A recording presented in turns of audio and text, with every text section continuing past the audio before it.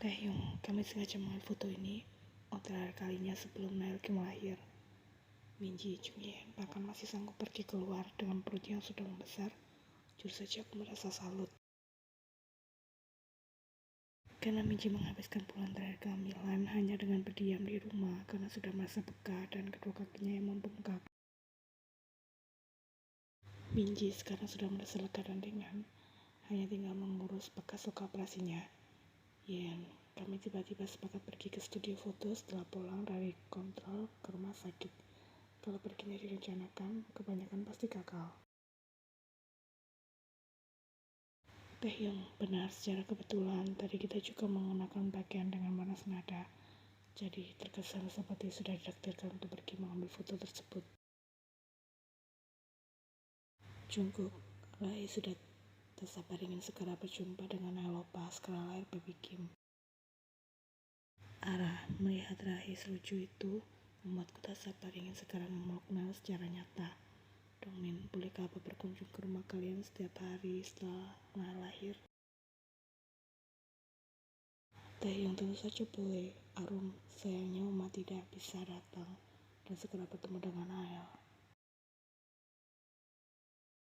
Arum sempat bilang ia akan sibuk dengan pekerjaannya hingga 1 bulan yang akan datang. Wanita baru itu juga harus mengurus Ana dan Numbi yang akan memasuki sekolah tahun ajaran baru. Sementara Yunho karena kemarin tak bisa datang ke acara gender reveal baby Kim, lagi berubah itu mengatakan ia akan berusaha untuk bisa datang ketika Nail lahir nanti. Yen, tidak masalah Uma, silakan datang melihat Nail ketika Uma sudah memiliki waktu luang. Arum, aku pasti akan datang untuk menjenguk cucu laki-lakiku.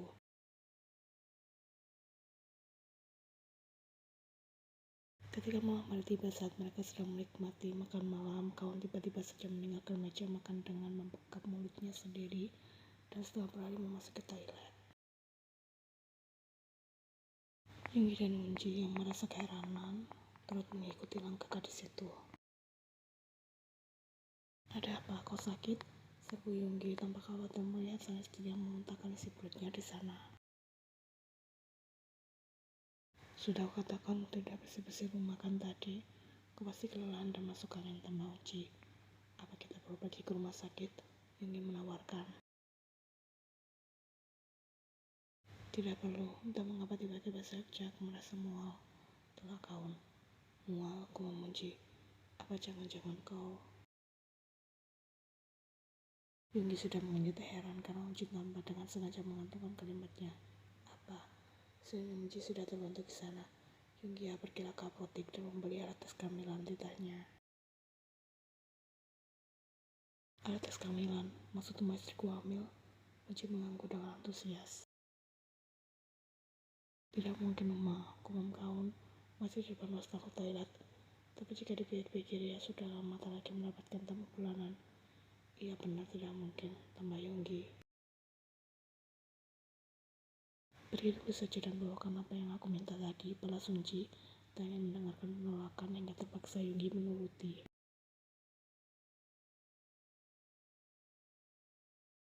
Ini pesanan yang meminta, ucap Yunggi sembari menyodorkan sebuah kantong plastik berukuran sedang.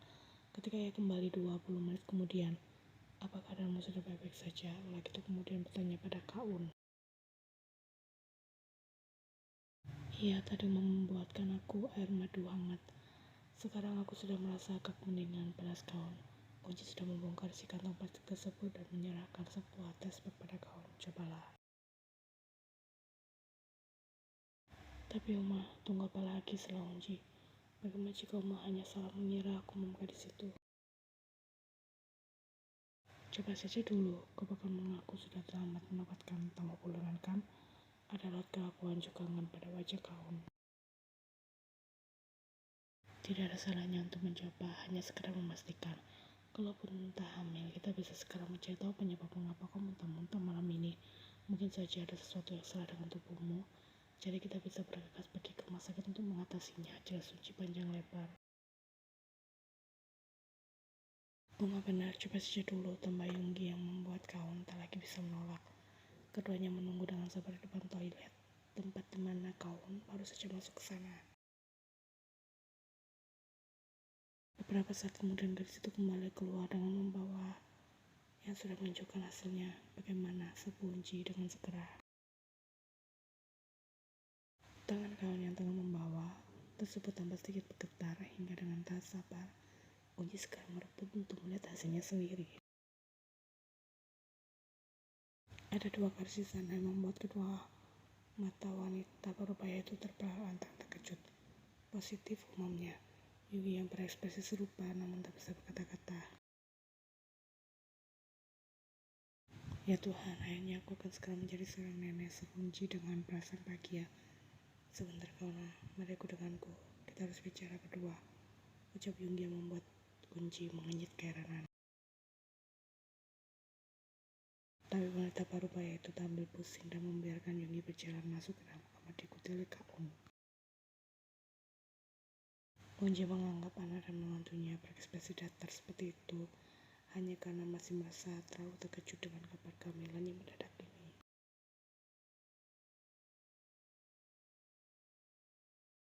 Meskipun berusia beberapa menit lebih muda dari Taehyung, Jungkook kerap kali menjadi guru serta contoh bagi Taehyung karena laki itu lebih dulu mendapatkan pengalaman seperti menikah, mengurus kehamilan sang istri juga menjadi seorang apa. Itu sebabnya Taehyung segera mengerti saran dari saudara kembarnya itu saat mengatakan ia harus segera mempersiapkan 1 atau 2 koper yang nantinya akan mereka bawa menuju rumah sakit saat sudah ada tanda-tanda melahirkan. Koper tersebut sudah harus dimasukkan di dalam mobil. Tidak masalah mempersiapkannya jauh-jauh hari daripada harus kelimpungan ketika hari kelahiran tiba. Arum dan Nara juga mengatakan hal serupa, sementara Taehyung sudah menyelesaikan semua saran tersebut sejak seminggu yang lalu. Kamar baby Kim juga sudah dipersiapkan bahkan sejak kandungan Yen baru menginjak usia 8 bulan. Meskipun telah dipastikan calon mereka berjenis laki-laki, namun Taehyung dan Yen lebih memilih untuk memilih warna hangat dan netral saja. Karena bagaimanapun segala hal bisa terjadi sekalipun itu di luar nalar.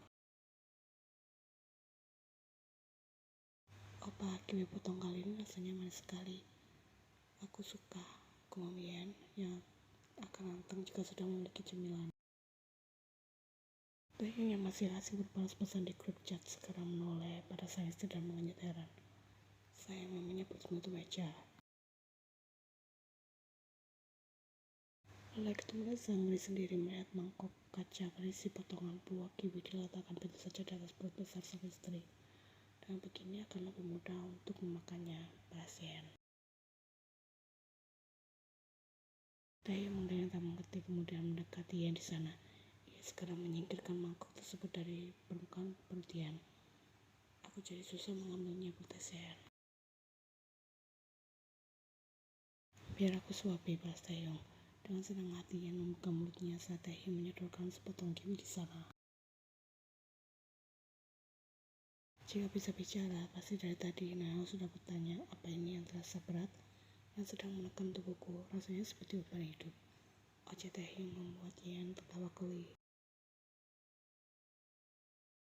Tidak seperti itu kok, sekalian. Itu berat karena Nael sangat mumil, balas Taehyung. Opa lihat kakiku agak bengkak, curhat gadis itu. Terasa sakit tidak? Taehyung yang melihatnya merasa kasihan. Tidak, kata Uma dan Minji juga tak ada yang perlu dikhawatirkan karena kemarin Minji juga sempat mengalaminya.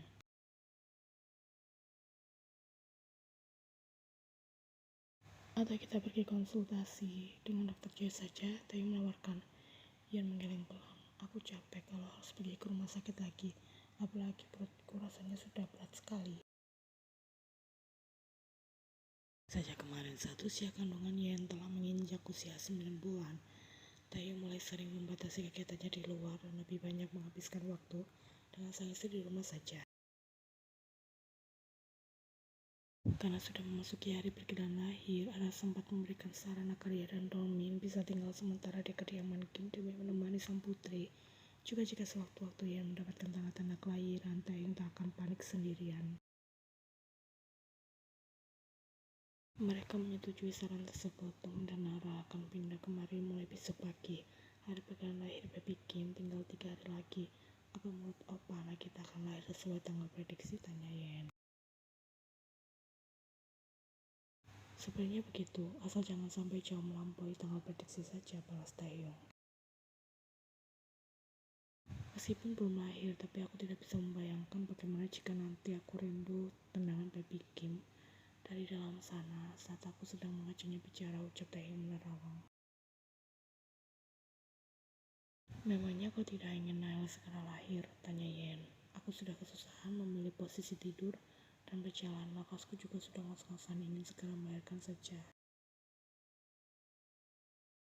Sabar ya sayang, hanya tinggal menunggu hari saja kok.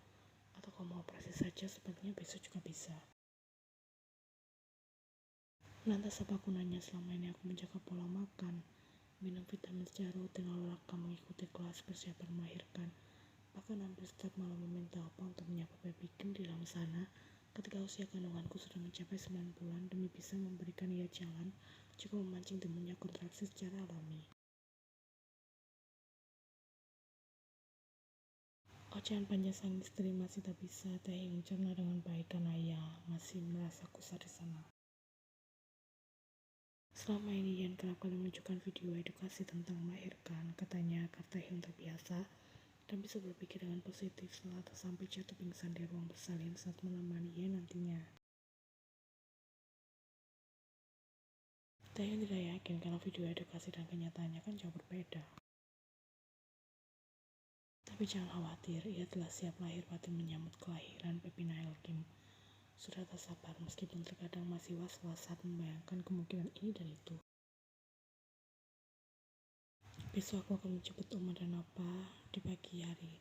Kau jangan ikutan beristirahat di rumah saja, ucap Taehyung. Aku mau ikut, sekalian kita mampir pergi ke taman untuk berjalan-jalan. Aku merasa bosan selama ini hanya berjalan-jalan di sekitar taman rumah, balas Yen. Baiklah, tapi perginya sebentar saja. Aku takut kau dan baby akan kelelahan. Taehyung akhirnya menyetujui. Kamar untuk Oma dan Opa beristirahat selama tinggal di sini sudah dibersihkan kan? Taehyung mengangguk. Baby Song bahkan sudah mengganti spraynya. Hanya tinggal menunggu lemari yang akan Oma dan Opa pakai untuk menaruh baju-baju. Kemungkinan akan datang besok siang. Karena yang mereka punya ukurannya terlalu kecil, jadi Taehyung berinisiatif untuk membeli lemari yang lebih besar agar Ara dan Dongmin bisa lebih leluasa. Opa, apa aku mau makan kiwi lagi? Yen membalas dengan kerengan. Tolong bantu aku berdiri, aku sudah tak tahan ingin pergi ke toilet.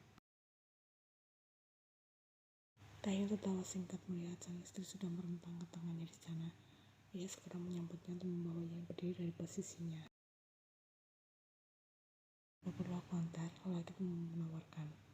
Tidak usah, aku masih bisa sendiri. Taehyung sempat melihat ada bekas basah di ranjang. Lain yang duduk tadi, apa dia mau ngompol ya batin?